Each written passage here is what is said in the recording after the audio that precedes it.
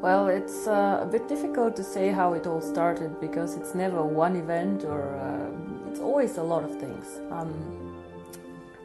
There are two things how it all started. One is cryptocurrency. I was always very, very interested in cryptocurrency, and I was working with McKinsey, and I was doing their very traditional and very big sector, banking and insurance.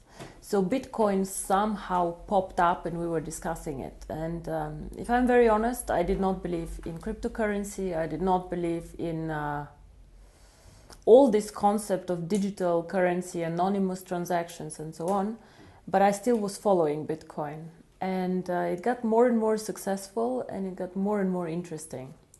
So in 2013, beginning of 2014, I was thinking about cryptocurrency. But I was also thinking a bit how to bring cryptocurrency to the next level, actually. Bitcoin has a lot of good things. It is the pioneer. Without Bitcoin, without their blockchain, without the idea, we all will not be here. But they have several things. One is Bitcoin is not a coin for everyone. It is has its own usages, and it is the right coin for some people, but not for everyone. For example, a lot of people are attracted who are more speculators because the price goes up and down quite a lot. A lot of people who do more transactions are interested, but transactions meaning like a money transfer. So I send from India money to Germany, and a lot of people in the IT sector do this. And the third, I would say, big party who is interested in this was people who are interested for reasons in anonymous transactions. So as much as we all have some need for privacy, and we all do because the world gets more and more transparent, we also need to stick to some rules, unfortunately, or fortunately, we don't know, because there have been so many things happening in the last years after Bitcoin creation, like terrorism and drugs and all these things that are difficult to manage. One of the very successful things that Bitcoin was involved in was this Silk Road merchant platform like eBay, but where you could buy things that you cannot buy legally.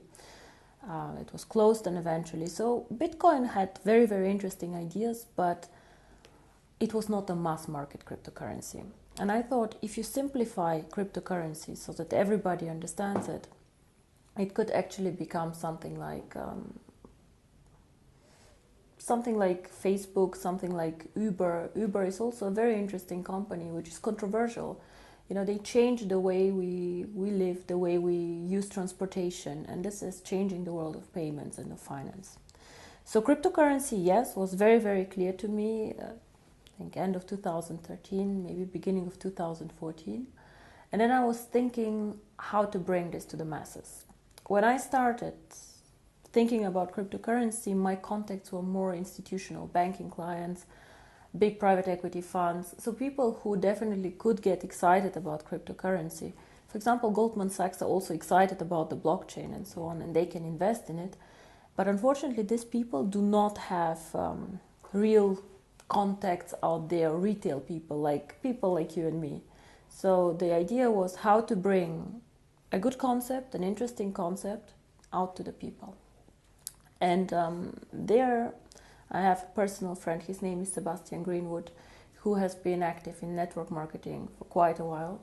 He was the one actually who suggested, let's do network marketing. And I said, no, let's not. Because exactly when we wanted to start this company, another company, which was quite big, had went bankrupt and a lot of people had lost money, and it was all over the press, the internet, and it was just a lot of bad vibes in the industry. So when we started, and he convinced me that network marketing might be exactly the right thing, so we said, let's do network marketing, but let's not sell the cryptocurrency, let's do an education package. There's definitely a lot of need for education, especially also in developing markets on finance, personal finance, and a lot of people who want to be successful but somehow still do not know why and how to do this. So what we did is we created the education packages and we attached to them the free mining rights. And we said, okay, if you do the education package, if you're interested in cryptocurrency, do it. Even today, not all of our people mine the coin. Some of them just do the education package. And this is actually how it all started. But when it all started, I remember one of our first events was in Finland, because people got very excited about this actually. I don't know how often I had to explain what is cryptocurrency, what is Bitcoin. And this was actually how it all started, end of 2014. I would say 2015 was the year where we all learned about what is cryptocurrency, what is mining, how does it actually work, so really the basics. 2016 got a bit more sophisticated, a new blockchain, new technology, and now 2017 and 2018, the next two very, very big steps are coming up, the merchants and the coin going public.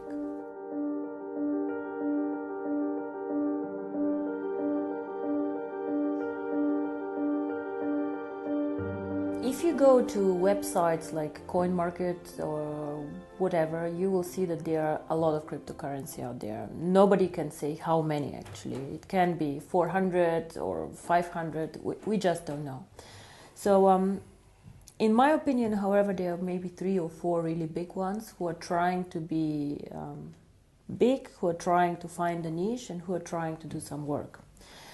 Bitcoin for sure is one of the big ones. It is the most liquid cryptocurrency out there. Most people who speak about cryptocurrency trade this coin and do things with this coin.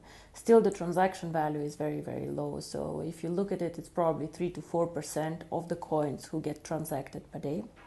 And a lot of these transactions are internal transactions. It means I put from my account to another of mine account, just for safety reasons, coins. We have Litecoin. Litecoin is a big coin. It is probably the number 2 out there, but nobody actually uses it, even not in transactions. So what happens is I see new coins coming mainly from the IT sector popping up, and most of these coins are done because somebody finds out something interesting in the code. So they code something where you can do something on the blockchain or new usages of the blockchain. Ethereum, for example, it's actually not a real cryptocurrency. What they try to do is they try to provide a blockchain where other people can use. So I think there's still no coin out there which is targeting the mass market. And I believe this is the case because the community of cryptocurrency is a bit arrogant. Yeah? So they are for sure very knowledgeable people, very smart guys, most of them with very heavy IT background.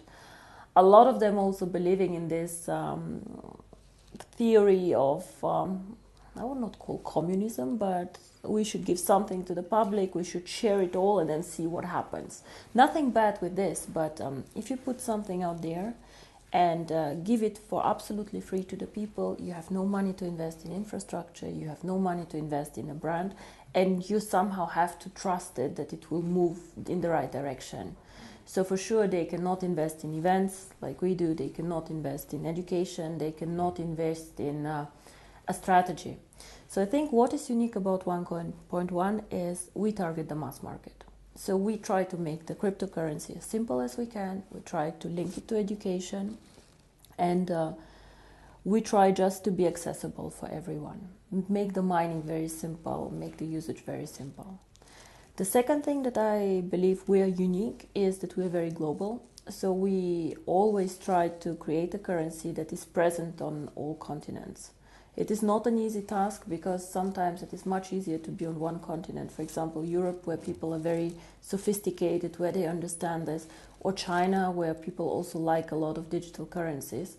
But still, we believed from the beginning, if we want to be the future of payments, if we want to do transactions, we have to be also in Africa, we have to be in India, we have to be in Latin America. So this is very, very important for us.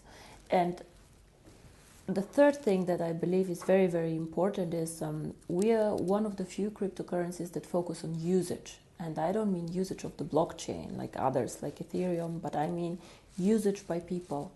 Because cryptocurrency itself has no real value. It is just an algorithm, it is just a digital number that you have. Unless you put something behind. Something can be a brand, but something can be also the usability. What we want to do with OneCoin is we would like to be the first choice for merchants. We want to create something like PayPal, saying it very, very simply, but in the cryptocurrency world. And we all know how simple PayPal goes. You just press a button and you send from A to B money. For the merchant, it's quite expensive, but it's very simple. You join a big network and you just can take money in from all over the world. I can send money to Australia today if I decide to, and it's very, very simple. So for us, this is also why we did the changes on the blockchain. We decided to make it a very fast blockchain, so it runs every minute. In average, this means that every 30 seconds your transaction gets approved, because you do not, you join within the block running. And it is as fast as Visa and MasterCard do transactions. I believe that this is also something very, very unique. I have not seen any cryptocurrency focusing the strategy on merchants. Most of them are speculator currencies, and whenever you have high volatility, it means the price going up and down very, very quickly and fast. It is bad for you as a merchant. Why? Because you want to take the money that you want. You want to sell a service for €100. So you would like tomorrow to have the €100 too, and not to have €90, 110. Of course, you're happy if you have the 110, but it can go both ways. So as a merchant, you want to be sure you will receive what you advertised as a price, and this happens only if the cryptocurrency does not move too fast and too much.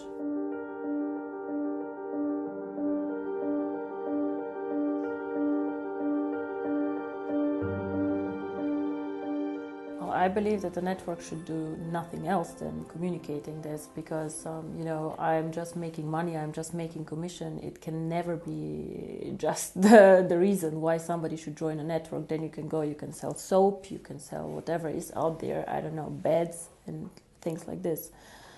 I think understanding cryptocurrency is actually the key, and this is something that I wish for on the events to happen more. I have been, unfortunately, to some events myself where I was listening for an hour and I had no idea what this company does. So the unique thing about us is education, and then if somebody wishes, the cryptocurrency.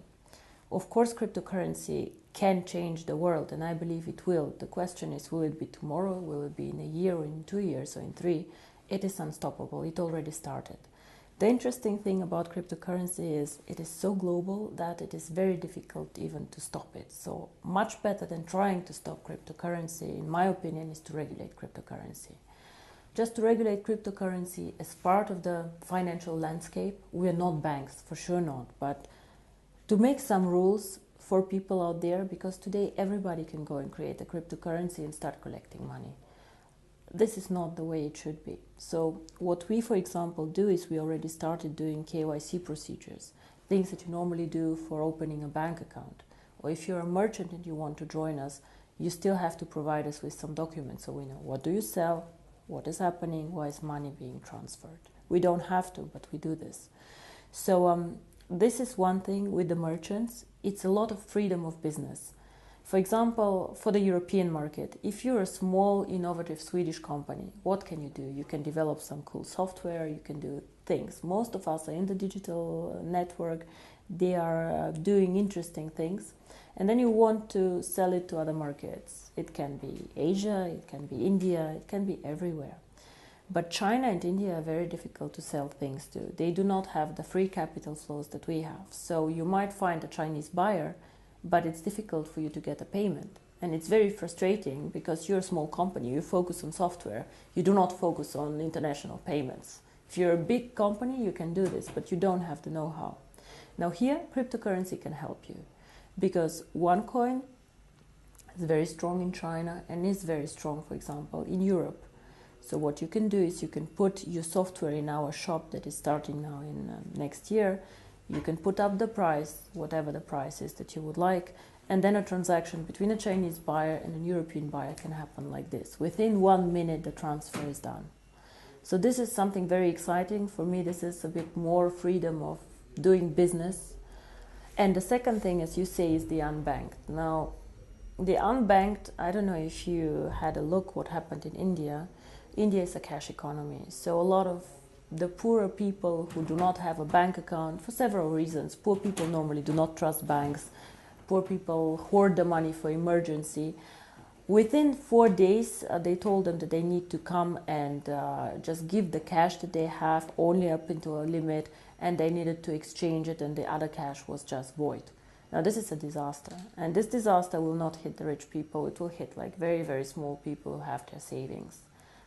Cryptocurrency can make a change.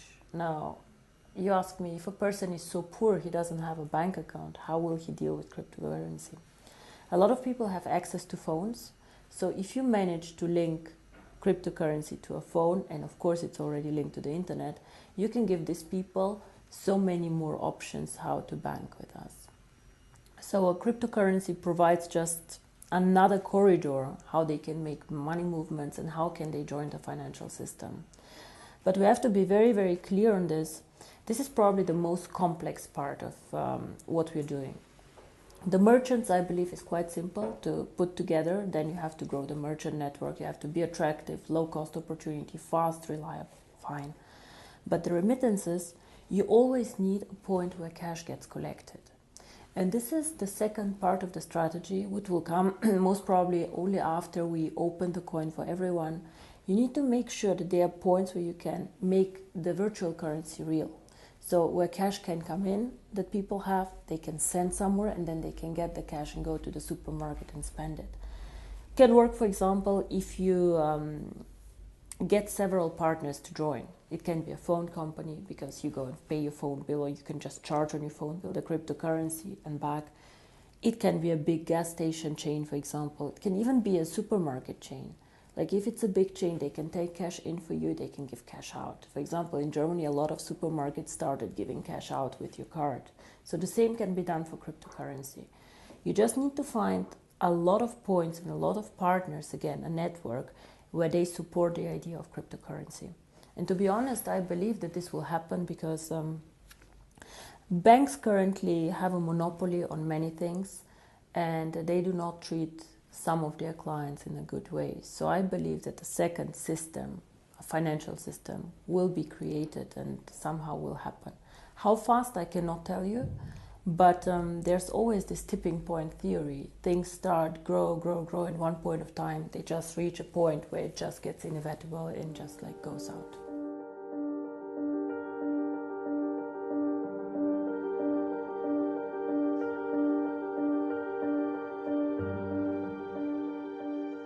On the OneLife network, some of their main concerns is this a Ponzi scheme? And when you have a digital product that you cannot touch, like an education package, of course people are more skeptical. So I respect everybody who has questions or who criticize or just wants to talk to us, but what I do not like is when people do not do their homework and do not check what is going on. Now, a Ponzi scheme, we all know what it is. A Ponzi scheme means that new money feeds old money. So we had this Bernie Madoff scandal somewhere, like the guy was taking investments from the public, promising huge returns and then paying out the returns, not because he was a smart investor, but because he had, taken new money in, and it's one point of time it stopped. When you join the OneLife network, what happens?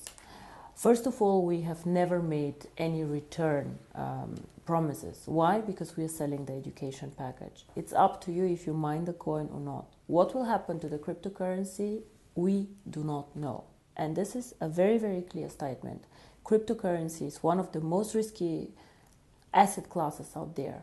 Nobody knows what will happen. It can go through the roof, but it also can not go through the roof. So both is possible. But what is important when you speak about a Ponzi scheme is, first of all, we give people the opportunity to make money without paying for a position. Every week I have between 300 and 500 people in the network, sometimes even more, who have a non-paid position, a rookie position, and who make commission on them. These people also can earn tokens to go and join the mining. So of course, it's not a Ponzi scheme if I let you work for free and let you make money making for free. I'm paying you, you don't pay me, point one.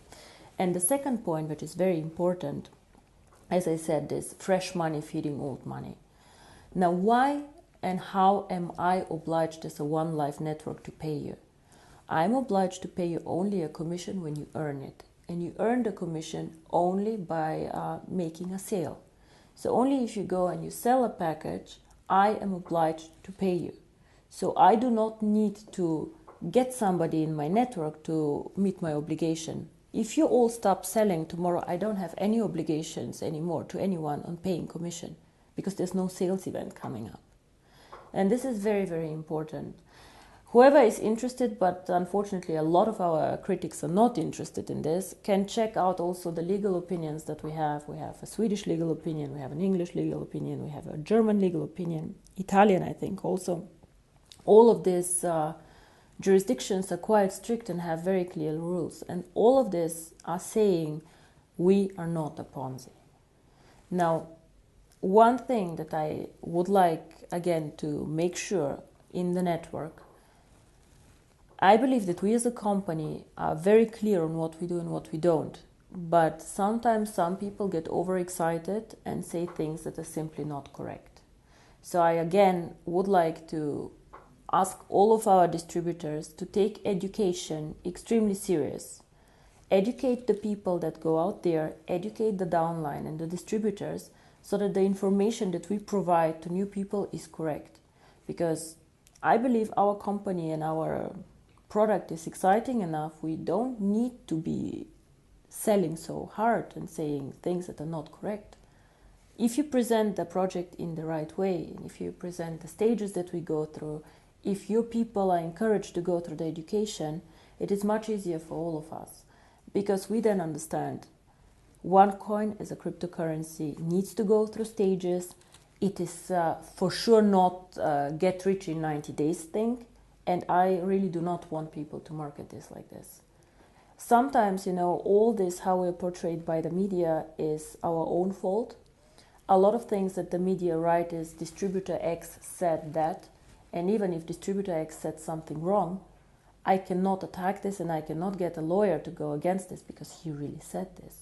And this is very frustrating also for us as a company. So again, guys, try and get the right information, educate your downlines, and just make sure that we do the right things out there.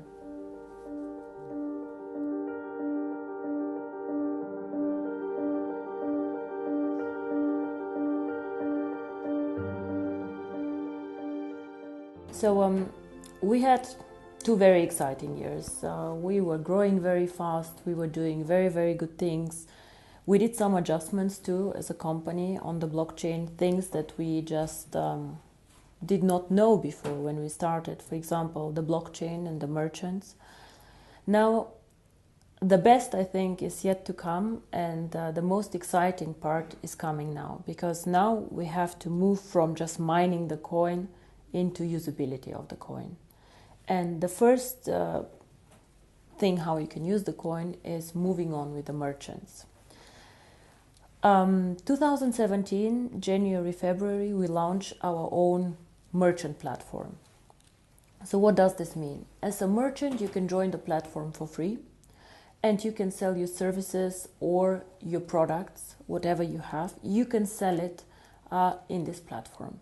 You have access to over 12 million people there, because we have about 3 million paid accounts and about 9 million free accounts in the system. So this is a lot of people. And the good thing about these people is the paid accounts, these are people who have for sure money and who are interested in buying things online. So you can join as a merchant for free. And for example, I don't know, if you have a flower shop, you can say, okay, this is a voucher for my flower shop. It is worth €100. You can come any day and join me. Groupon, for example, does things like this. However, they force the merchant to do a 50% discount on whatever they sell so that they are attractive. And the fees that the merchant pays are very high. So in the end of the day, they're only 20% maybe staying with the merchant. What we want to do is, if you're a merchant, you get access to our client base. You can offer your services, you can offer your products. However, we want you to take 25% of whatever the price is in coins. Of course, a lot of our network will get excited. Some of them have small businesses. Some of them already are exciting merchants about this. So these people can join the network of stores, the network of people, and so on. So We will also incentivize the members to bring in merchants. The liquidity of the coin currently is still low. So this means that you cannot liquidate all of your coins tomorrow before going public. This is why we will give the merchants the option to take up to 75% of the price in cash. If you're a merchant, if you want 100% in coins, you can. Yeah, but if you just want 25% in coins, you also can.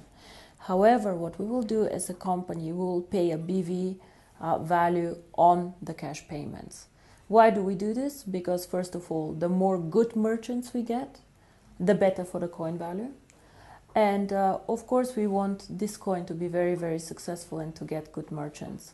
We said, I think in Bangkok, we said 10 million users, 1 million merchants, and hopefully one day 25 euro for the coin value. But I do not want to have 1 million bad merchants. I want to have, even if it's just 100,000 merchants, but really good merchants where people get excited to use them.